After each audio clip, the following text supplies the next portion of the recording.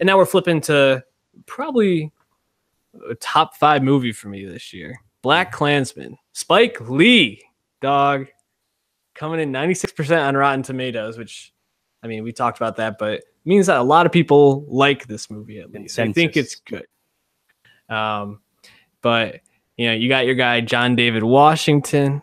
You got Adam Driver. You got Laura Harrier. Topher Grace.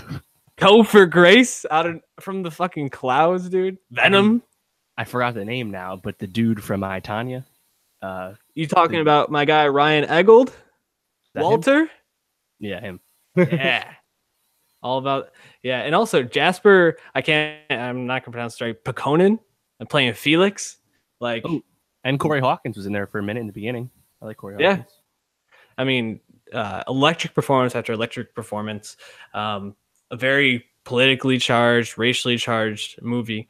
A lot of, I think, interesting commentary, and Boots Riley penned a letter talking about the problems with this movie. So there's some stuff to dive into there. But I guess just to get, you heard my feelings about this. What are your feelings about BlacKkKlansman?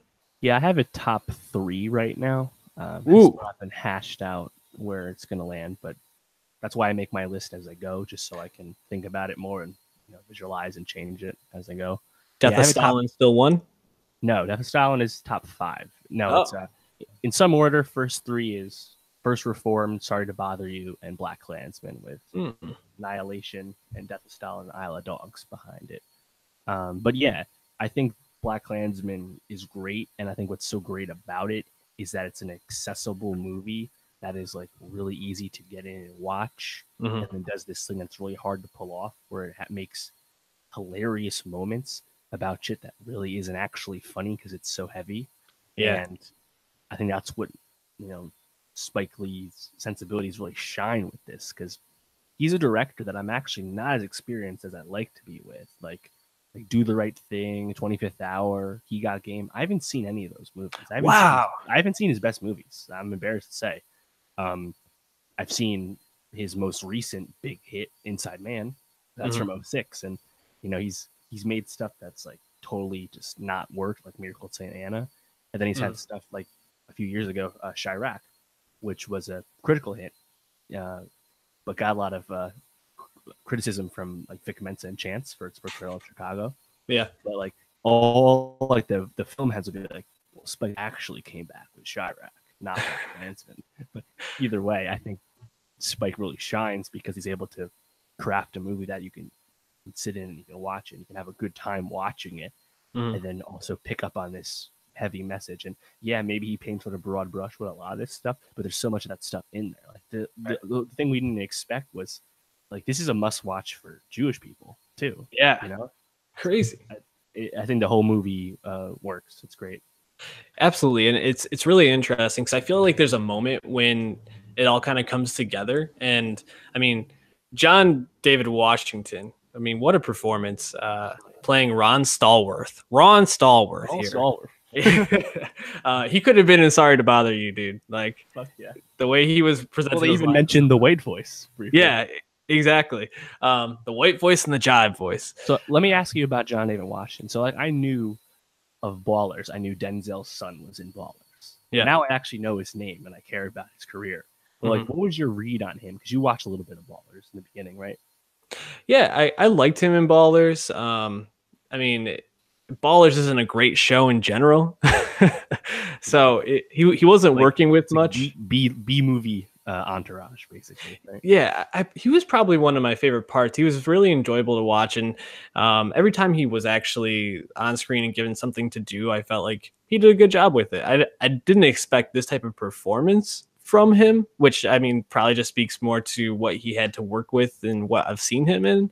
But yeah, he blew me away. And then being, beside Adam Driver, who is one of the, I don't know, is he even still up and coming or just one of the most well-established best actors in Hollywood at this point? I mean, we're not going to do this now, but anyone who is a fan of Adam Driver, look at his filmography and look at the fucking laundry list of stud filmmakers he's worked with. The dude's in his mid-30s and he's worked with fucking everyone. Dude's amazing.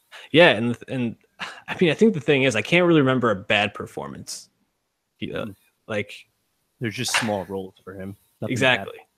Yeah, but I think it's the moment when Ron Stallworth approaches Flip, and he's like, I don't understand why you don't got skin in this game as well. You like what they say about the Jewish people? And Adam Driver is just kind of like, I got my reasons, but you can see him like in his mind, like kind of turning.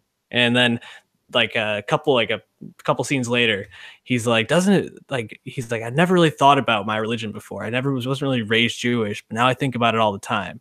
And like when he said that, like I like felt something in my chest, and I was like, ooh, this movie is like pulling us in a direction that I think is going to be fucking incredible. And they pull off the ending so well. And man, I mean, there's so much I liked about this movie. The setting, the framing of the shots, the soundtrack. I think about that shot where they had what's his name giving the speech. You said his name before, the actor. Corey Hawkins. Corey Hawkins, yes. And it's such a beautifully done shot because there's so much darkness, and he just like pops off in that moment. I'm like, wow, like this is making like film for 40 years right here, paying off. Just so much to like, and I feel like those two together, John David Washington and Driver, just electric. What was your favorite performance? Probably John David Washington, just because he surprised me. I thought Driver, like I've seen Adam Driver have this kind of like second lead role and do it well, so it didn't surprise me. This is just what I expect for him to excel. It's kind of like he's kind of like with Oscar Isaac for me. I just always expect him to be dope. Yeah. John David Washington was so surprising, and he was in 99% of the scenes. Like he had a lot to do. He really had to carry the film. If his performance wasn't good, it wouldn't have worked. So I liked him more. One of the cool touches I thought like brought was it starts off with like Gone with the Wind, and then in the middle we see a lot of A Birth of a Nation, and then obviously it ends with all the Charlottesville and like actual like news highlights to really bring it home. But I really thought the Birth of the Nation scene was really effective, because that was when like I was just really uncomfortable, and like just like that was like probably one of the hardest parts to watch. I think just watching these, like you really see just how horrible those kind of people are, right? And like that, and it's weird that I felt that way, because the whole movie I'm listening to them drop N-bombs and slurs at Jewish people and stuff, and like you're seeing the rhetoric, and then it just keeps building, and that's a few scenes later there's funny moments. So it's just like, and that's, I think a big part of this too was Topher Grace. I thought was really good as David Duke.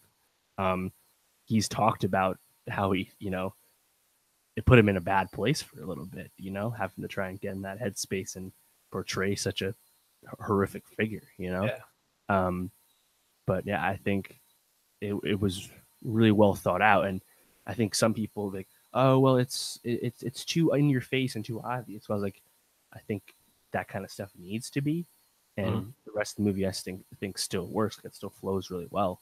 So I don't care how obvious the message is, No, and I think it's a testament to Spike Lee. You touched on this a little bit, that he's able to make you feel so many different things. Like I really left with like I felt like my stomach was kind of swirling a little bit, because I was thinking about all these funny parts, and then all these parts I felt so uncomfortable with the hatred being portrayed, and so just like disappointed with our society. You talked about how he kind of tied in Gone with the Wind with Birth of a Nation with recent clips from Charlottesville, and it really just brings everything more to light. And I think making it in your face is actually a really good thing, and it's a really good thing because people could have gone into this and seen it just as like kind of like what I think Tarantino was trying to do with like Django, Django or Inglourious Bastards, even, where it's like, you're taking a historical thing and you're just putting a twist on it and telling the story. And I mean, what can you really take away from those things other than slavery's bad, those people were monsters? But this really made you like look at yourself. It made you look at the rhetoric we're here now. I mean, how many times did you hear America first? And I just thought about Donald Trump saying America first. Yeah, like so many like things that they dropped in there that were so well done and so smart. And it really, I think if you can go into that movie and leave not feeling conflicted, at least a little bit, you really should do some introspection on yourself. Yeah, and the story takes place in Colorado Springs, right? Right. Not area now. everyone's first thought of, post Reconstruction, 20th century racism, right? So Yeah. it's really really important to watch, but I also think like people get away. It's not like a movie like, say, like Mudbound we talked about last year and we both really liked. Mudbound just gets fucking heavy, right? And is really good at it, and there's a lot of good performances. Mudbound's a heavy fucking film. This is a little different than that, and that's why I think it's accessible. You can watch this and you can be entertained almost the whole time, but it's also going to, again, like you said, have those moments where you're uncomfortable. Yeah. So I think the fact that the marriage of the two, I think, is really impressive, and that's credit to Spike. Yeah, I also just shout out the soundtrack, like the soul soundtrack and the dance scenes in it. I thought were all like just capture you in that moment. It's really amazing. Huge testament to that movie. Please check out BlacKkKlansman. I think he'll be on both of our best of the year list.